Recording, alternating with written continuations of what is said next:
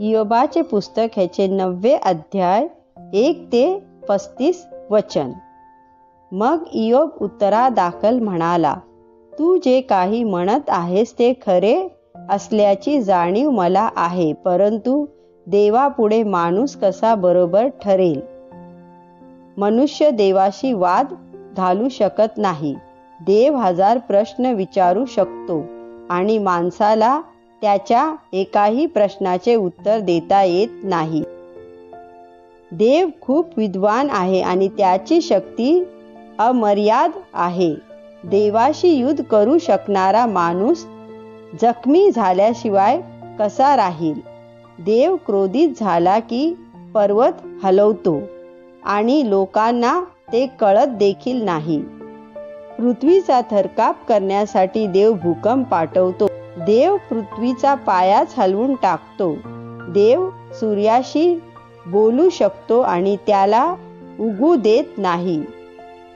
ताऱ्यांनी चमकू नये म्हणून देव त्यांना लपवू शकतो. देवाने एकट्याने आकाश निर्माण केले. तो सागरांच्या लाटांवर चालतो.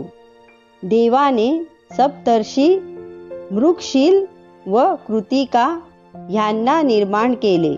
दक्षिणेकडचे आकाश ओलांडणारे ग्रहही त्यानेच निर्माण केले. लोकांना न कळणाऱ्या आश्चर्यकारक गोष्टीही देवानेच निर्मिल्या. देवाच्या अद्भुत कृत्याची सीमा नाही. देव जेव्हा माझ्या जवळून जातो तेव्हा मी त्याला बघू शकत नाही. तो जातो तरी त्याची महानता माझ्या लक्षात येत नाही. देवाने जरी काही घेतले तरी त्याला कोणीही अडवू शकत नाही. तू काय करीत आहेस असे त्याला कोणी विचारू शकत नाही. देव त्याचा क्रोध काबूत ठेवणार नाही. राहेबाचे मदतनीसाद देवाला घाबरतात, म्हणून मी देवाशी वाद घालू शकत नाही. त्याच्याशी काय बोलावे ते मला सुचणार नाही. मी निःशाप आहे, पण मी त्याला उत्तर देऊ शकणार नाही. मी केवळ माझ्या देवाची कृपादृष्टी मिळावी म्हणून याचना करू शकतो.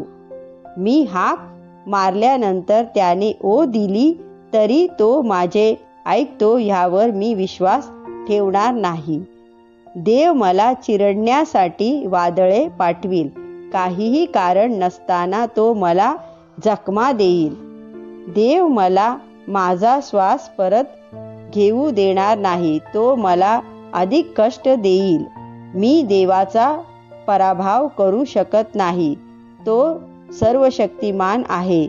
मी त्याला न्यायालयात खेचू शकत नाही आणि त्याला माझ्या बाबतीत न्यायी बनवू शकत नाही. देवाला न्यायालयात नेण्यासाठी बळाचा वापर कोण करेल? मी निष्पाप असलो तरी माझे बोलणेच मला अपराधी बनविते. मी निष्पाप आहे, पण मी बोलल्यावर माझे तोंडच मला अपराधी साबित करते. मी निष्पाप आहे, पण काय विचार करावा ते मला कळत नाही. मी माझ्याच आयुष्याचा धिक्कार करतो. मी स्वतःशीच म्हणतो, सगळ्यांच्याच बाबतीत हे घडते. पापी लोकांसारखेच निष्पाप लोकही मरतात. देवच सगळ्यांचे जीवन संपवितो. काहीतरी भयानक घडते आणि निष्पाप माणूस मरतो, तेव्हा देव त्याला फक्त हसतो का? एखाद्या वाईट माणूस सत्ता बळकावतो तेव्हा देव पुढाऱ्यांना जे घडत आहे ते बघण्यापासून दूर ठेवतो का? हे जर खरे असेल तर देव म्हणजे आहे तरी कोण? माझे दिवस एखाद्या धावपटूपेक्षाही वेगाने धावतात. माझे दिवस उडून जातात आणि त्यात सुखाचा लवलेशही नसतो. भुर्जपत्रापासून बनलेली जहाज जशी वेगात जाते तसे माझे दिवस वेगात सरतात. गरुडाने आपल्या भक्ष्यावर झपट घालावी त्याप्रमाणे माझे दिवस अतिशय वेगाने जातात.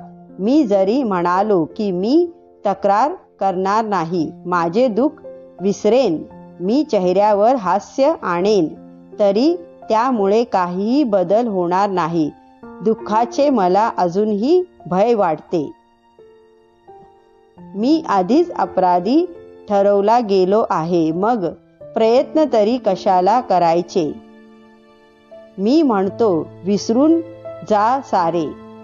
मी माझे अंग बर्फाने धुतले आणि हात साबणाने स्वच्छ केले, तरीही देव मला घाणीच्या खड्ड्यातच ढकलेल. नंतर माझे स्वतःचे कपडे देखील माझा तिरस्कार करतील. देव माझ्यासारखा माणूस नाही, म्हणूनच मी त्याला उत्तर देऊ शकत नाही. आम्ही न्यायालयात एकमेकांना भेटू शकणार नाही.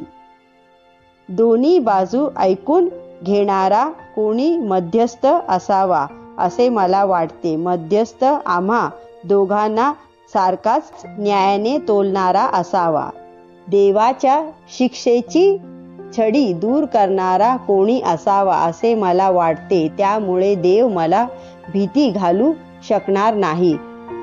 नंतर देवाला न घाबरता मला जे काही म्हणायचे आहे ते मी म्हणू शकेन, परंतु आत्ता मात्र मी तसे करू शकत नाही. आमेन.